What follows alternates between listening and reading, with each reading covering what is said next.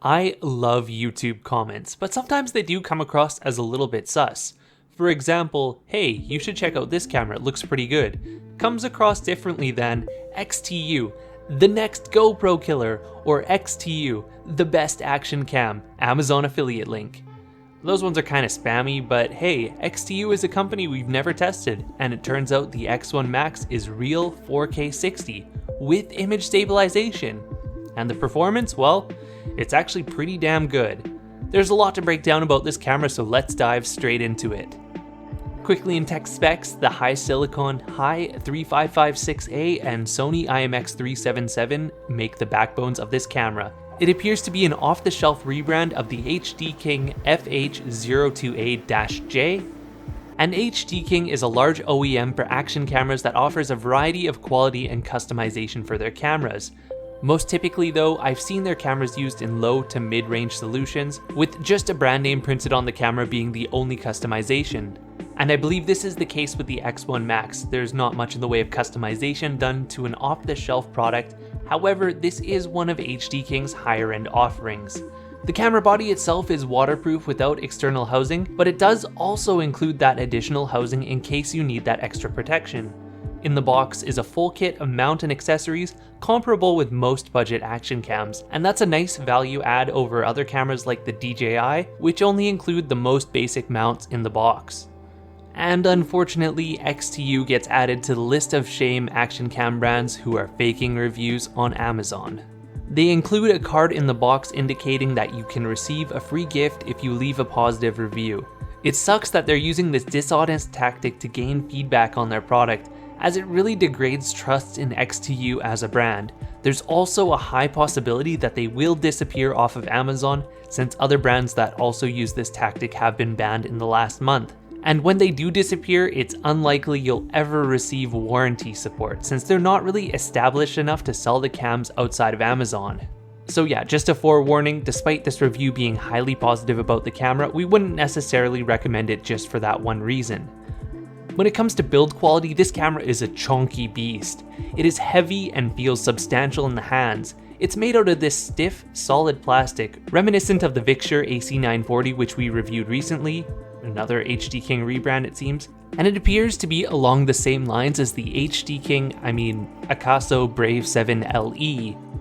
The plastic camera body itself is waterproof, with the battery and memory card doors being sealed by these little rubber rings on the inside.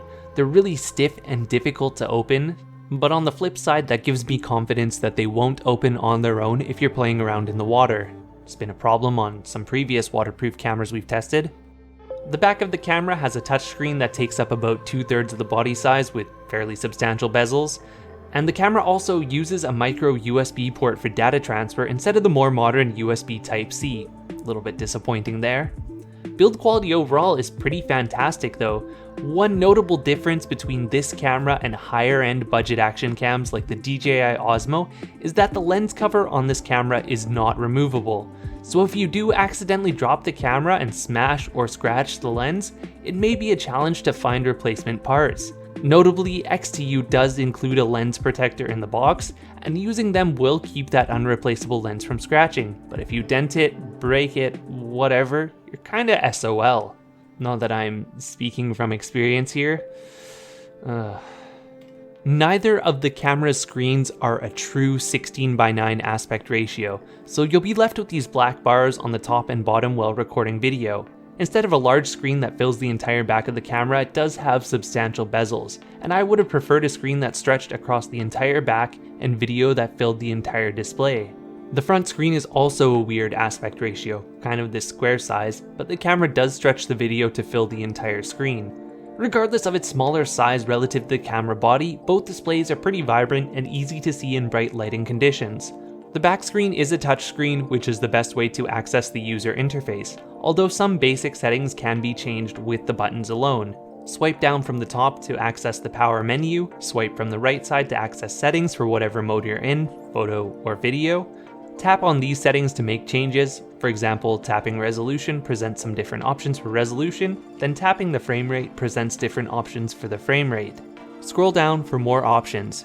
There is quite a bit that you can change and customize on this camera, giving it a high level of flexibility. On the main screen, the settings gear accesses the camera's overall settings, such as date and time, memory card format, and most importantly, XTU video watermark, which you'll want to disable right away so that you don't have an XTU stamp on every video and photo you take. Finally, from the main screen, tapping on the video symbol or pulling up from the bottom offers mode switching between different available photo and video modes. There's no one button press to switch modes, which is a little bit disappointing. It always takes 2 or more taps, or like 6 button presses, seriously. You can do it with the buttons, but it's not comfortable to switch between photo and video. Wow, 6 minutes in and we're finally at the video quality. To start, let's just go through a couple clips with this camera with the image stabilization turned off. In general, EIS is usually very helpful for shooting handheld, and I only really turn it off when the camera is mounted onto a solid, steady surface that will not be shaking like a tripod, landscape scenario, where the highest level of detail is required. And that's what this camera produces with the EIS turned off. High quality 4K 60 video with vibrant color, a good dynamic range, and lots of detail. Both 4K 60 and 4K 30 look great, 1080p 60 is sharp too, and 2.7K 60 is a good balance between detail and file size.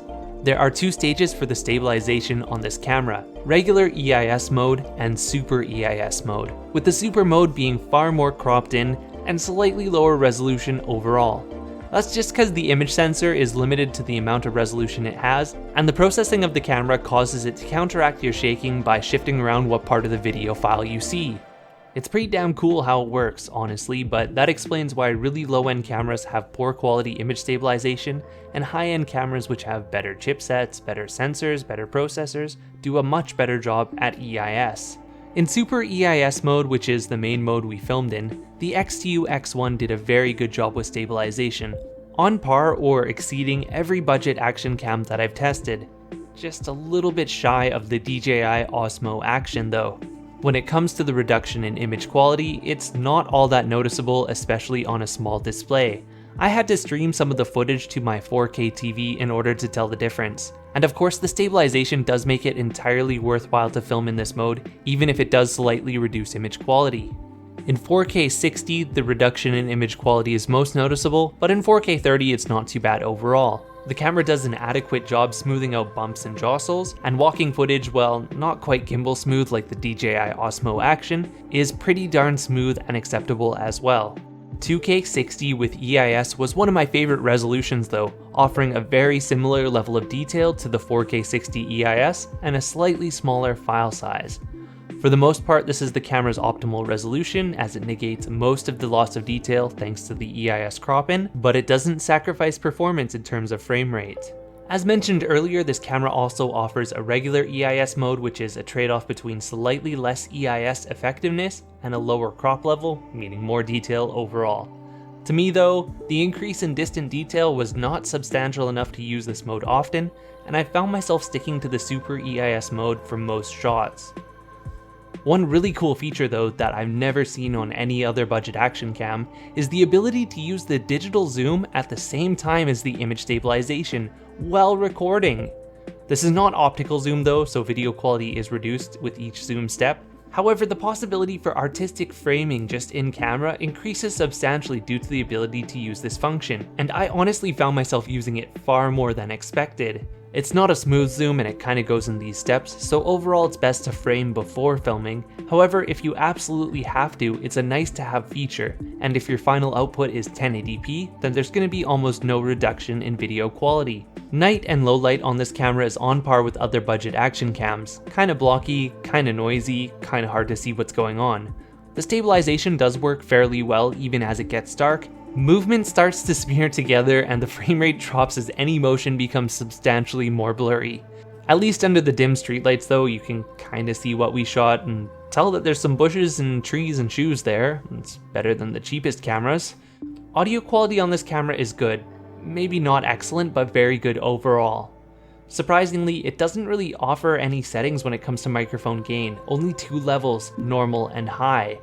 That seems kind of like an oversight considering all of the other camera settings that you can adjust, but in normal mode it did do a decent job picking up voices at arm's length with clarity and richness, although from a further distance, voices do start to sound a little bit more hollow. Windy out here at the point on the lake, So this is an audio sample with me talking directly to the camera in the wind.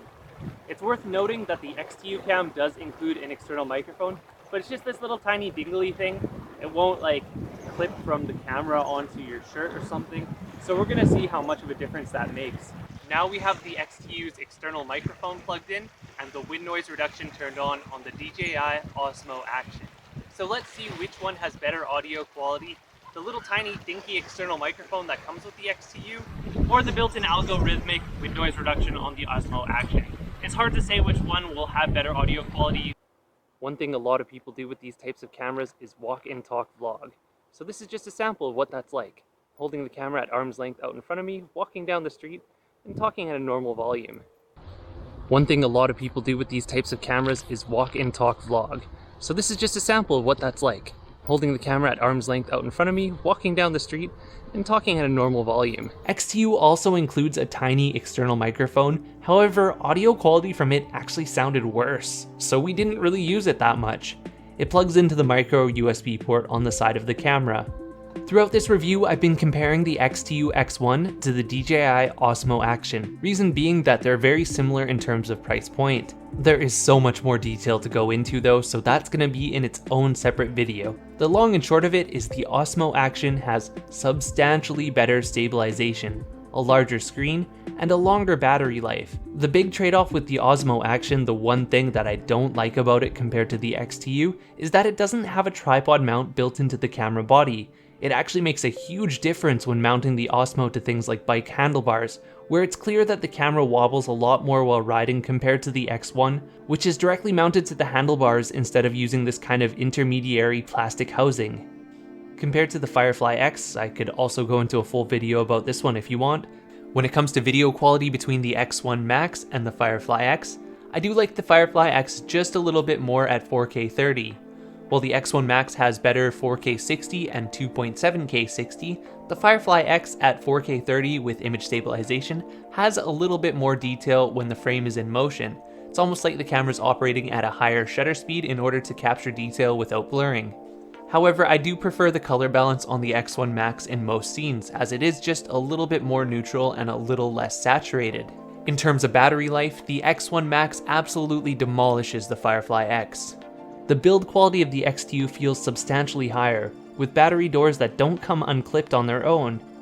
XTU also includes additional waterproof housing, which the Firefly doesn't, but the one downside for the XTU is that the lens is not easily replaceable like it is on the Firefly and the Osmo. The end reality is that the Osmo Action is the same price as the XTU X1, and it wins in almost every category. Unfortunately, you do have to buy additional accessories for it, additional waterproof housing, so that's where the XTU X1 really does win out.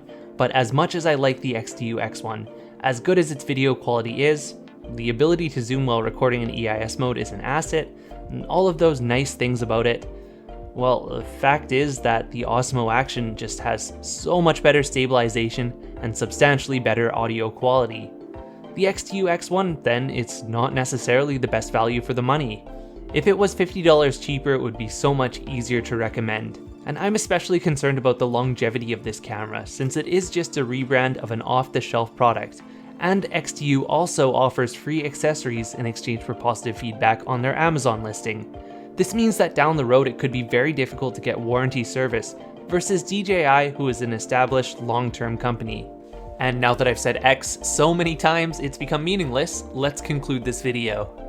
Nearly every clip I took with the XTU X1 was great, and if in your local market it's the only affordable option, I believe that you'll find the video quality to be very good overall as well. The image stabilization is effective, and it's a nice value add to have those included accessories. I just wish that XTU included that extra set of batteries instead of trying to bribe people into a positive review in order to receive them. Yeah, honestly, this is one of my favorite cameras I've reviewed recently, and it's a shame that I dropped it and dented the lens. Thankfully, it only shattered the lens protector, but the edge of the lens is pressing against the main lens glass, and it's only a matter of time before that shatters as well. And since the lens glass is actually warped now, I could not get another lens protector to sit flush. So hey, if you want to help me buy more products to review and then promptly break them, support me on Patreon, or use our Amazon affiliate links in the description to purchase any product on Amazon. We get a small kickback. Thank you so much for watching this video, liking, sharing, commenting, subscribing. I appreciate it all. See you in the next one.